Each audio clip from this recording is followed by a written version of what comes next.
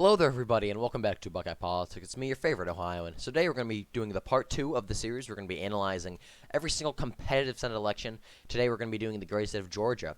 Now, Georgia is a state that has a Senate election, obviously, this year between Democrat incumbent Raphael Warnock and Republican nominee Herschel Walker. Herschel Walker is endorsed by Trump. Raphael Warnock is basically a generic Democrat.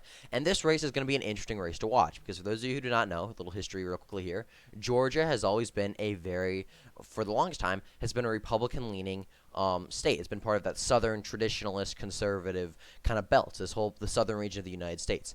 If we go all the way back to 2000, Bush won the state by 11 percentage points, almost 12, and a pretty sizable victory over Al Gore. Head of 2004, Bush won up by 16 points in an absolute landslide over John Kerry. We had a 2008, even in Obama's landslide victory over John McCain still won the state of Georgia by 5.2 percentage points. If we had a 2012, Romney won the state by nearly 8 points against Obama. We had to 2016, Trump carried the state by 5 points, similar margin to McCain. But then in 2020, Joe Biden managed to very narrowly win the state by 0.23 and about 10,000 votes. Now, you may be wondering what happened between 2016 and 2020, where Biden somehow managed to win a state that Trump won by more than 5 points. Well, the answer is Atlanta. If we go look at a map of this election, that's 2016. Let's go to 2020. The city of Atlanta has gotten much more Democratic leaning. Georgia, similar to Texas, has very low taxes, very safe neighborhoods, and because of that, and it's very pro-business. And so because of that, many people from states like California, New York, New Jersey, Illinois have moved into the state. And actually, Hollywood has made Atlanta basically a second area other than Hollywood. Like if you look at all the movies recently, a lot of them say filmed in Georgia. There's a lot of studios that are relocating to Atlanta, and they're bringing those employees who are pretty much all Democrats with them. And so Georgia has seen rapid amount of growth in the Atlanta area. Let's go back to 2016. This is the 2020 county map. If you look at the Atlanta area, look how it's pretty solidly blue. Go to 2016. It was nowhere near that blue. I mean, a lot of the suburbs got a little bit more Republican leaning, and even the inner cities were not as deep blue. So, like I said, Hollywood moving into Atlanta has been the biggest thing that has hurt the Republican Party in the state of Georgia, and it's the reason the state is becoming competitive.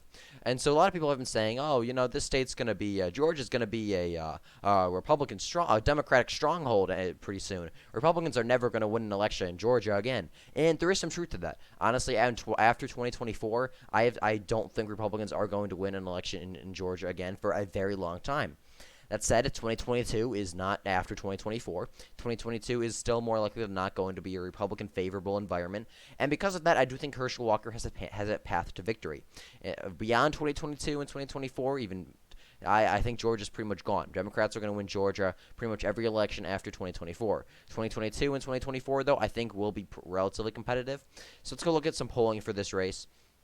If we go down to the bottom, if we look at some polls here, pretty much every prediction site has this race as a pure toss-up. The Decision Desk HQ has this race as Lean D, which is kind of confusing to me. They're normally pretty, pretty solid pollster, but they have the race Lean D. But you can see here, everyone else, even 538, which is notorious for its Democratic bias, has the race as a toss-up. If you come down here and look at polling, you can see it's pretty back and forth. If we look at the graph here, like I said, polling is pretty back and forth, although it appears Warnock has a lead. But if you actually look deeper at the nuances of these polls, this most recent poll was conducted by a Democrat internal, and when there is an internal pollster, you typically give 3 percentage points to whatever side is not conducting the poll.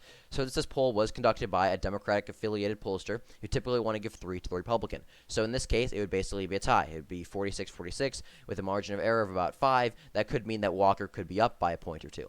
Look at this Republican internal that has Raphael Warnock up. I'm not really sure what to make of that there. Give 3 to Warnock. He's up by 6. But again, there's 3 points to Chase Oliver. And only 3% undecided. I have a very hard time seeing that happening. So an insider advantage is typically not the most accurate of pollsters. So I do think that this poll, kind of disregard that. Fox News has Warnock up by 4. But just Fox News is notoriously bad for its polling. So don't listen to Fox News' pollsters at all. And then another Republican internal has Walker at 46-42. You give 3, Walker still leads by 1. So overall, this race is pretty competitive. But when you actually look at the nuances, it seems that Herschel Walker has a very narrow edge. And if you look back here, a lot of pollsters that were conducted at the beginning of this year and end of last year had Warnock up huge, and it's really only been had Herschel Walker up huge. And it's only been recently that Raphael Warnock seems to be making the race a little bit more competitive. But like I said, even when you look at the nuances of these polls, Herschel Walker has pretty much in a dead heat or has a very narrow lead. And another thing to take into account is that of Georgia is a very polarized state.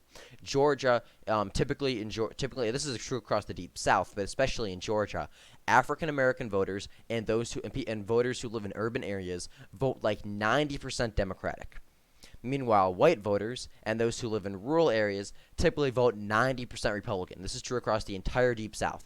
Pretty much all Georgia, Mississippi, Alabama, South Carolina, Tennessee, Louisiana, Arkansas, Oklahoma. Basically, every Deep South state you can think of, this is true. Urban areas and African American areas vote like 95% Democratic. Meanwhile, rural areas and white areas vote like 95% Republican. So, and Georgia is especially true. This is a very polarized state. If you look back at 2020, Democrats managed to win across three very different candidates. You had Donald Trump, who was, the presidential candidate, who had who is in a horrible national environment, had a very low approval rating, and basically had everyone united against him. You had David Perdue, who was a generic Republican senator who won by a pretty sizable margin when he was last up for re-election.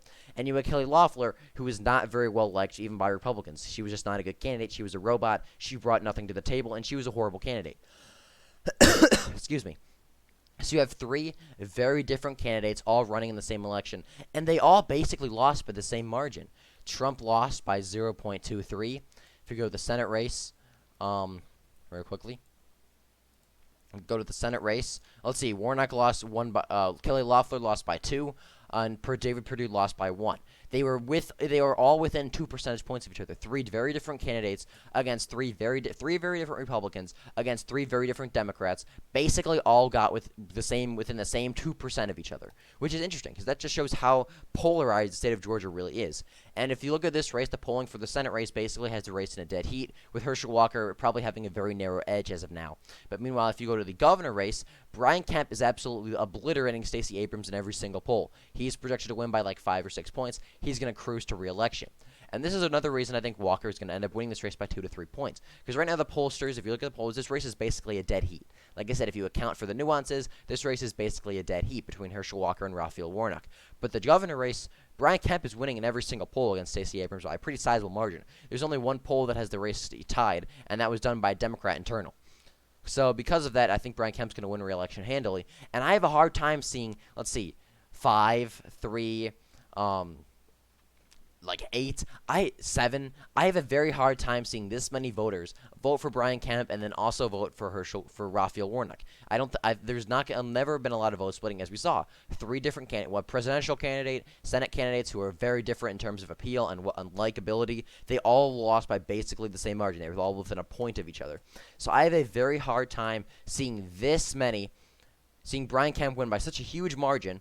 Well, Herschel Walker somehow loses. And if you consider the fact that this race is basically a dead heat according to polling's typically pretty off and for this laid out, especially during the summer, and then Kemp being up this big, I see no reason Herschel Walker is not going to win this race. So overall, I think the Republican Party is in a very good spot. I think Herschel Walker is in a pretty good position. If he just attacks Raphael Warnock and basically being a shill for Biden and some of his past scandals, and Herschel Walker doesn't have any major slip-ups in the debates or anything, and Brian Kemp continues to lead in polling by pretty sizable margins, I do think in the end that Herschel Walker will win this race relatively handily.